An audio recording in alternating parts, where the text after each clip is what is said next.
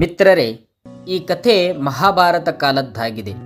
ನಮಗೆಲ್ಲ ಗೊತ್ತಿರುವಂತೆ ಮಹಾಭಾರತ ಕಾಲದಲ್ಲಿ ರಾಜ್ಯ ಪಾಂಡುವಿಗೆ 5 ಜನ ಪುತ್ರರಿದ್ದರು. ಯುಧಿಷ್ಠರ, ಭೀಮ, ಅರ್ಜುನ, ನಕುಲ ಮತ್ತು ಸಹದೇವ. ಈ 5ರನ್ನು ಪಾಂಡವರು ಎನ್ನುತ್ತಾರೆ.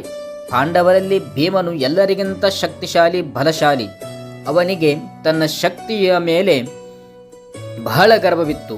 ಅವನಿಗೆ ಈ ಸಂಪೂರ್ಣ ಜಗತ್ತಿನಲ್ಲಿ ತನ್ನಷ್ಟು ಶಕ್ತಿಶಾಲಿ ಯಾರೂ ಇಲ್ಲವೆಂದು ತಾನು ತಿಳಿದಿದ್ದ. ಈ ಕಾರಣದಿಂದ ಅವನು ತನ್ನನ್ನು ಎಲ್ಲರಿಗಿಂತ ಶ್ರೇಷ್ಠನೆಂದು ತಾನೇ ತಿಳಿದುಕೊಂಡಿದ್ದ. ಈ ಗರ್ವದ ಕಾರಣದಿಂದ ಅವನಿಗೆ ಹಾನಿಯಾಗುತ್ತಿತ್ತು. ಈ ವಿಷಯ ಭಗವಾನ್ ಶ್ರೀಕೃಷ್ಣನಿಗೂ ಸಹ ತಿಳಿದಿತ್ತು. ಭೀಮನು ಗರ್ವವನ್ನು ಇಳಿಸಲು ಭಗವಂತನು ಒಂದು ಲೀಲೆಯನ್ನು ರಚಿಸಿದನು.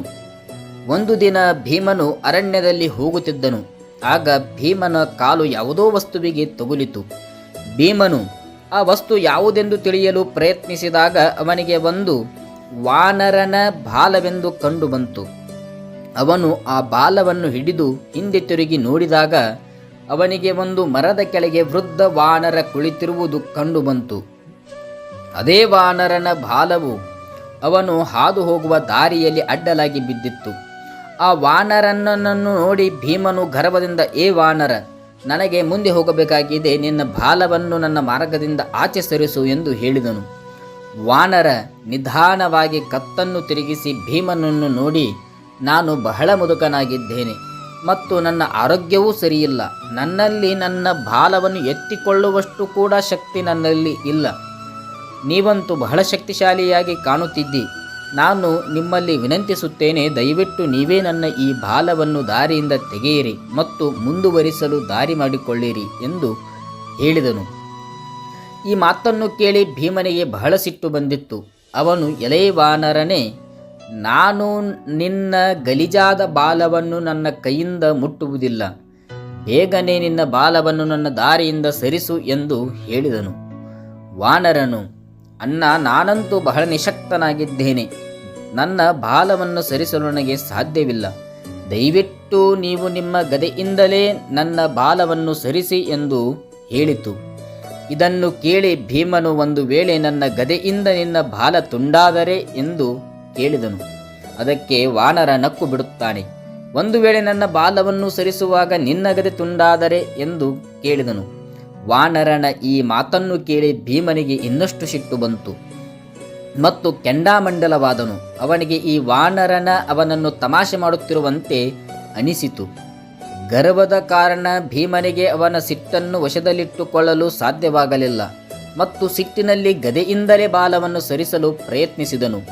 ಆದರೆ ಬಾಲವು ಸ್ವಲ್ಪವೂ ಅಲುಗಾಡಲೇ ಇಲ್ಲ. ಭೀಮನು ತನ್ನ ಪೂರ್ಣ ಶಕ್ತಿಯನ್ನು ಉಪಯೋಗಿಸಿ ಬಾಲವನ್ನು ಸರಿಸಲು ಪ್ರಯತ್ನಿಸುತ್ತಾ ಭೀಮನು ಸೋತು ಹೋದನು.